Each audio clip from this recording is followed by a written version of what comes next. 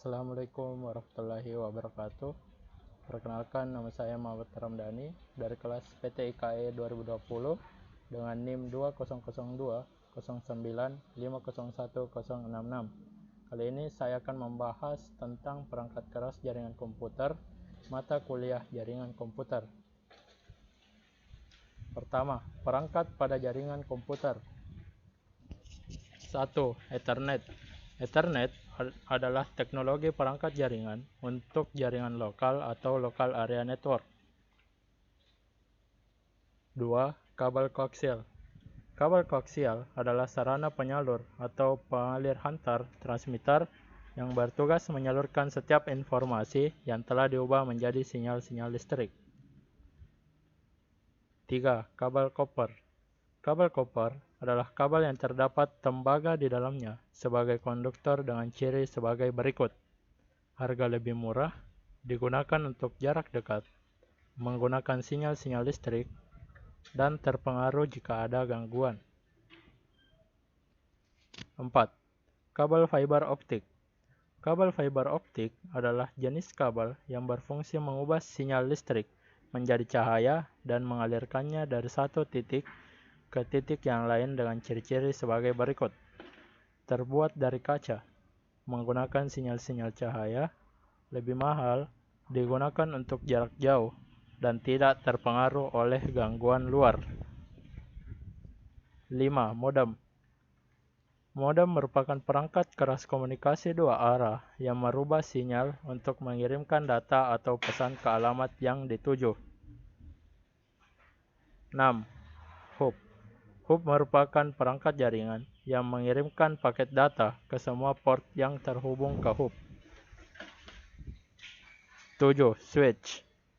Switch merupakan perangkat jaringan yang pertama mendistribusikan paket data langsung sampai tujuan antar komputer dalam jaringan.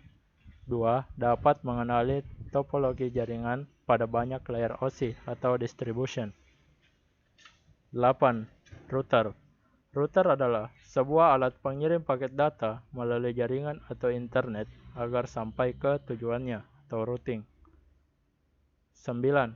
Switch manageable. Switch manageable merupakan perangkat jaringan yang mendistribusikan paket data langsung sampai tujuan dan memiliki sistem operasi di dalamnya. 10. Wireless router. Wireless router memiliki fitur Network Address Translation atau NAT yang berfungsi sebagai penerjemah banyak IP address private atau lokal pada komputer klien. 11. Wireless Access Point. Wireless Access Point yaitu sebagai pintu gerbang pengguna wireless di area untuk dapat masuk ke dalam jaringan lokal. Bagiannya yaitu eksternal antena atau parabolik, yaitu perangkat pendukung wireless access point yang mengubah bentuk gelombang frekuensi.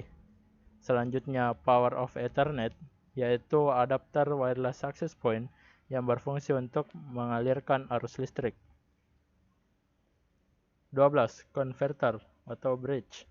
Converter yaitu penghubung dua jenis jaringan yang medianya berbeda, seperti twist pair atau UTP, dengan kabel fiber optik. 13. Server atau workstation. Server berfungsi untuk melayani permintaan dari workstation, bisa berupa file, data, aplikasi, dan sebagainya.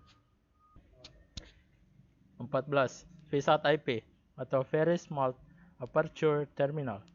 VSAT IP merupakan stasiun penerima sinyal dari satelit antena penerima berbentuk piringan untuk menerima dan mengirimkan data ke satelit. Contoh topologi perangkat jaringan. Pertama, perbedaan hub dan switch. Standar hub. Contohnya, apabila kita memiliki suatu komputer, lalu kita akan mengirimkan data dari komputer A ke hub, di mana akan dilanjutkan ke komputer B. Nah, data yang dikirimkan komputer A tidak hanya dikirim ke komputer B saja, tetapi akan di-broadcast ke semua perangkat yang terhubung ke hub. Switch. Contohnya, apabila kita memiliki suatu komputer, lalu kita akan mengirimkan data dari komputer A ke switch, di mana akan dilanjutkan ke komputer B. Nah, data yang dikirim komputer A hanya akan dikirim ke komputer B, meskipun banyak perangkat yang terhubung ke switch. 1. Topologi hub atau switch. Contohnya, menghubungkan suatu modem ke internet menggunakan kabel fiber optik.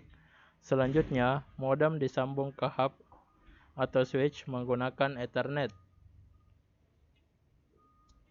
Terakhir, data yang masuk di hub atau switch akan dikirim lagi ke workstation yang terhubung dengan hub atau switch menggunakan kabel Ethernet juga. 2. Topologi converter. Contohnya, sebuah server disambungkan ke converter menggunakan Ethernet. Juga sebuah workstation disambungkan ke converter menggunakan Ethernet juga. Server dan workstation yang saling berjauhan dapat dihubungkan melalui masing-masing converter yang dihubungkan menggunakan kabel fiber optik. 3. Topologi wireless router.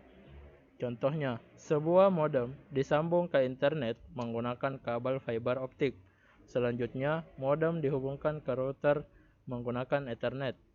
Router kemudian akan dihubungkan ke wireless router dan workstation menggunakan Ethernet juga. Terakhir, wireless router akan dihubungkan ke workstation lain menggunakan sinyal. 4.